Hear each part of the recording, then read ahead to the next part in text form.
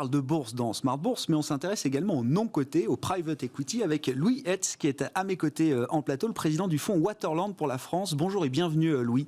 Merci beaucoup d'être avec nous. Alors, un mot de Waterland, qui est un gros fonds d'investissement européen. Je crois qu'il y a plus de 8 milliards d'euros de souscriptions à ce jour gérés par Waterland, Louis. Tout à fait. Waterland est un fonds qui gère un peu plus de 8 milliards et demi d'euros. Nous venons de lever notre 8e véhicule, qui fait 2 milliards et demi, qui est aujourd'hui dont nous démarrons l'investissement avec donc depuis 20 ans une stratégie qui ne varie pas et qui se concentre sur 4 verticales d'investissement qui sont les loisirs et le luxe, le développement durable, le vieillissement de la population et l'outsourcing et la digitalisation.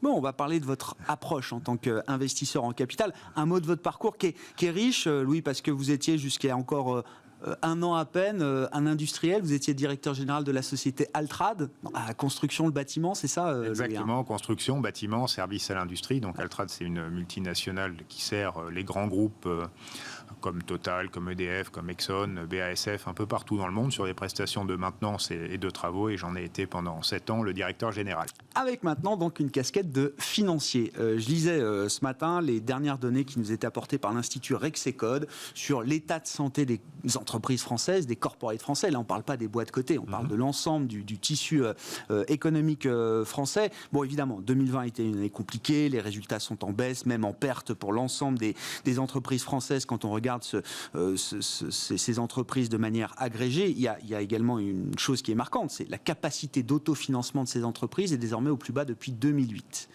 Et je me dis que là, il y a évidemment un rôle clé à jouer pour le private equity dans les prochains mois, au cours de cette année 2021. Comment vous regardez les enjeux justement en matière de financement en capital pour le tissu économique français? Vous êtes président justement dédié à la France pour le fonds Waterland, Louis.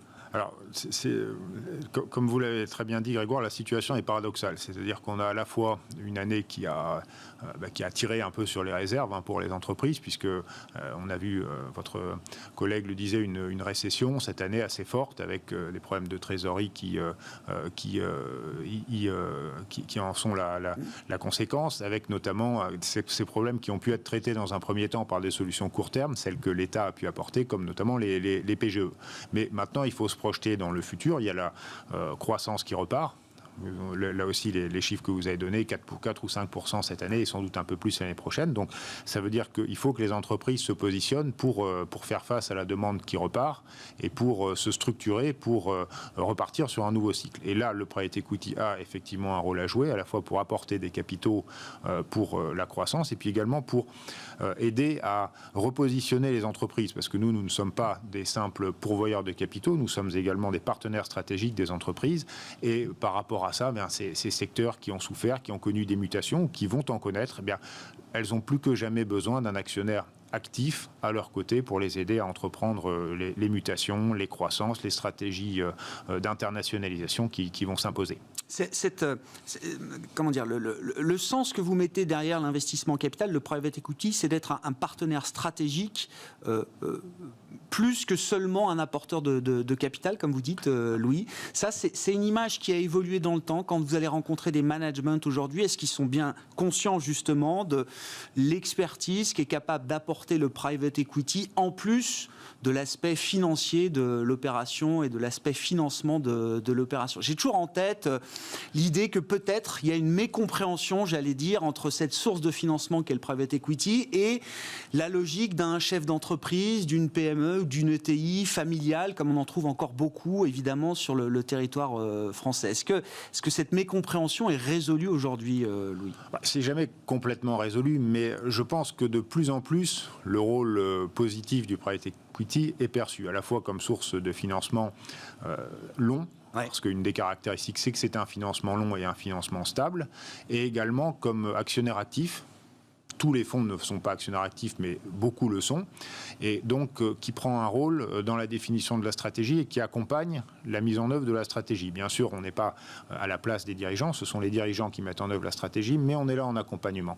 Et je pense que de plus en plus, c'est bien compris, et on a aussi pu prouver pendant cette période qui vient de s'achever, ou en tout cas qui est en cours, qu'on était les partenaires des bons jours et aussi des mauvais jours, et qu'on était là aussi pour faire face aux difficultés, pour aider les entreprises, notamment à obtenir les aides d'État, l'État pour remettre du capital quand il en fallait et pour finalement leur faire partager notre expérience pour qu'elle devienne encore plus agile, ce qui était un petit peu la clé pour passer au mieux cette crise. Donc, au fur et à mesure que le private equity s'installe dans le paysage économique français, on peut dire que ça fait une trentaine d'années. La France, d'ailleurs, est le pays d'Europe qui connaît le plus gros marché, à peu près à égalité avec le Royaume-Uni pour le private equity. Donc, on est leader dans ce domaine.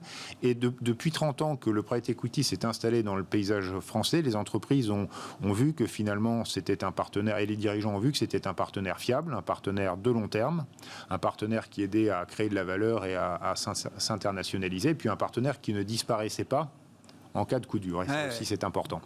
Quelle est l'approche que vous privilégiez? Quelle est la proposition de valeur que vous pouvez faire chez Waterland, justement, aux entreprises dans lesquelles vous investissez, Louis?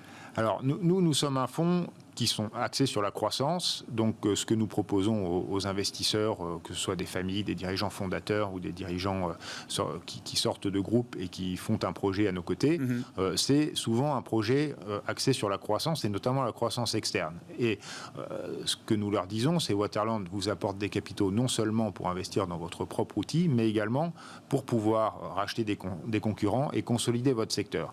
Et donc, passer à l'échelon supérieur. Quel que soit votre niveau de départ, quels sont les échelons? Vous êtes local ou régional, vous allez devenir national. Vous êtes national, vous deviendrez pan-européen. Et pour ça, vous pouvez vous appuyer sur le réseau Waterland. Nous avons 10 bureaux dans 9 pays d'Europe. Et si vous êtes déjà européen, ce qui est le cas notamment pour un certain nombre de sociétés technologiques que nous avons rachetées, eh bien nous les aidons à devenir mondiaux via des acquisitions aux États-Unis ou en Asie. Donc vraiment, c'est passer la vitesse supérieure. La période d'investissement de Waterland pour une société, ça doit être l'occasion de se transformer. Concrètement, qu'est-ce que vous leur apportez en plus des capitaux? C'est-à-dire, vous dites la stratégie, ça reste quand même l'apanage du chef d'entreprise, de la famille, en tout cas de l'actionnaire majoritaire de l'entreprise. Est-ce que vous leur apportez un support quand même sur la définition d'une stratégie? Est-ce que c'est une expertise financière avant tout? On essaie d'avoir les deux, si vous voulez, ou même les trois, puisqu'il y a la partie stratégique, la partie financière et la partie opérationnelle. Et ça se traduit par les profils que nous recrutons chez Waterland. Moi, par exemple, j'ai été pendant 7 ans directeur général d'un groupe mondial qui avait 40 000 collaborateurs dans une cinquantaine de pays.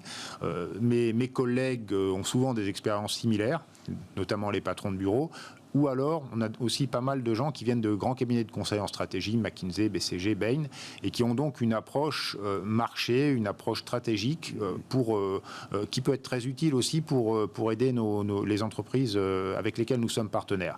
Et bien sûr, nous avons tous et toutes un fonds de culture financière très fort qui nous permet d'être là pour tous les travaux sur le bas de bilan, les travaux sur le haut de bilan, les acquisitions et faire gagner finalement un temps considérable aux sociétés. C'est très très appréciable pour elles et pour eux d'avoir un partenaire de confiance qui est là sur l'ensemble des aspects, qui peut aider à chaque fois qu'on en a besoin et qui va les aider à accélérer surtout.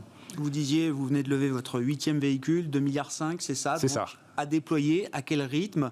Quelle va être l'intensité justement de l'investissement en capital au cours de cette année 2021, Louis?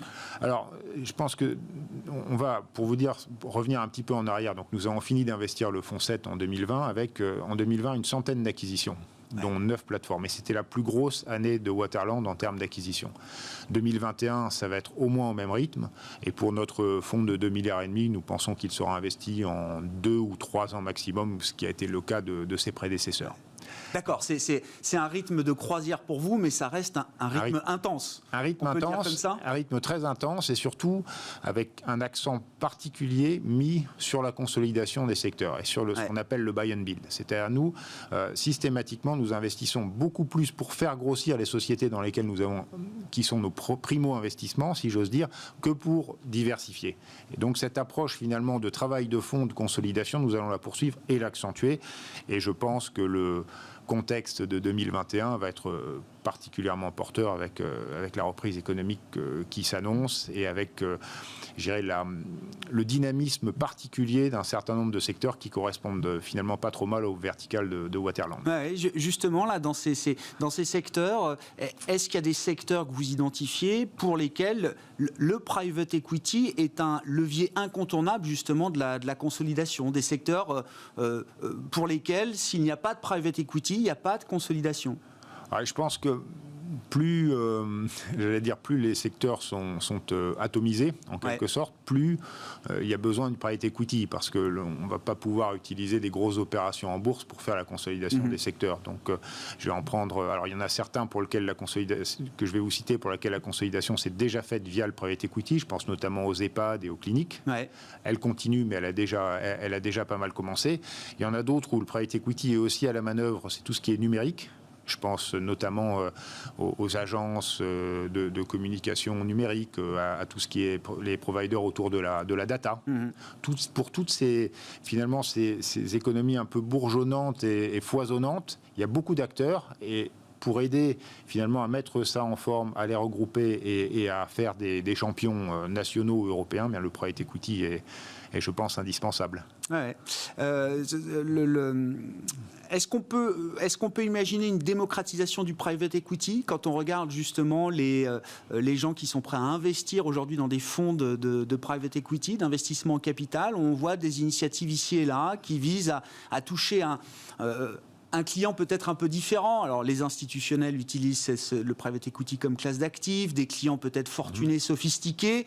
Est-ce qu'il y a l'idée d'une démocratisation du private equity? Est-ce que c'est quelque chose qui est en train de s'écrire selon vous, Louis? Alors, je pense que c'est en train de s'écrire pour la raison que sur une longue période, le private equity a prouvé qu'il faisait partie des classes d'actifs les plus performantes. Ouais. Donc, longue période, c'est 8-10 ans, hein, c'est ça? C'est même plus, je pense que si on prend depuis le début des années 90, qui est la naissance un peu du private equity. Je parlais de l'horizon de temps d'un investisseur en private equity. Non, je voulais dire, depuis 30 ans, le private equity a prouvé sa performance en tant que classe d'actifs. Après, effectivement, c'est un investissement qui est un investissement long, vous dites 8-10 ans, donc, et qui présente quand même un certain risque, puisqu'on parle d'un investissement de haut de bilan. Donc, il faut bien que les gérants qui proposent ces produits à des particuliers en tiennent compte à la fois dans la location d'actifs et puis dans les mises en garde qu'elles peuvent avoir. Mais je pense que le private equity a tout à fait sa place dans l'épargne, finalement, comme produit d'épargne, aux côtés d'autres produits d'épargne, à sa place, et pas en prenant toute la place, bien sûr, mais à sa place aux côtés des autres produits d'épargne. Un mot pour conclure. Alors, si on s'inquiète si on s'interroge sur le niveau élevé des valorisations boursières, que peut-on dire des multiples qu'on trouve dans le non-coté aujourd'hui, Louis? Oui, je pense qu'on peut dire la même chose. Ils sont élevés, ils sont élevés pour plusieurs raisons. D'abord parce qu'il y a des taux d'intérêt qui sont bas, votre collègue le rappelait, ça joue bien sûr énormément sur la valorisation de tous les actifs. Et ils sont élevés également, particulièrement dans certains secteurs où il y a des anticipations très favorables, et ces anticipations qui ont encore été plus accentuées par les effets de la crise Covid. Je vais vous donner un exemple. Nous, on a en portefeuille une société qui fait des bornes de chargement pour véhicules électriques. Ouais. Bon, on peut imaginer qu'aujourd'hui, le taux de pénétration du véhicule électrique, je pense qu'il doit être peut-être de 1%. Ouais. En 2035, on s'en reparlera, mais il sera sans doute de 60%. Donc, c'est-à-dire que le marché va multiplier par 50 ou 60. Ouais. Donc, évidemment, ça crée des valorisations très, très élevées pour ce type d'actifs. Et d'ailleurs, on a des véhicules comme les SPAC qui peuvent également s'y intéresser. Donc, vous voyez, les capitaux vont vers ce type d'actifs, et on va trouver la même chose, bien sûr, pour les biotech. On va trouver la même chose pour le numérique en général, qui a accéléré finalement sa prise de pouvoir à l'occasion de la crise. Donc voilà, c'est des valorisations hautes dans l'ensemble qui sont à peu près les mêmes qu'au niveau des marchés publics, et puis une focalisation très très forte des investisseurs sur les secteurs à très forte croissance. Eh bien oui, l'hypercroissance, c'est ce qu'on cherche aujourd'hui. Merci beaucoup Louis Huetz, qui était avec moi en plateau pour évoquer donc ce sujet du private equity. 2021 s'annonce une année intense pour l'investissement en capital. Louis Huetz, le président du fonds Waterland pour la France.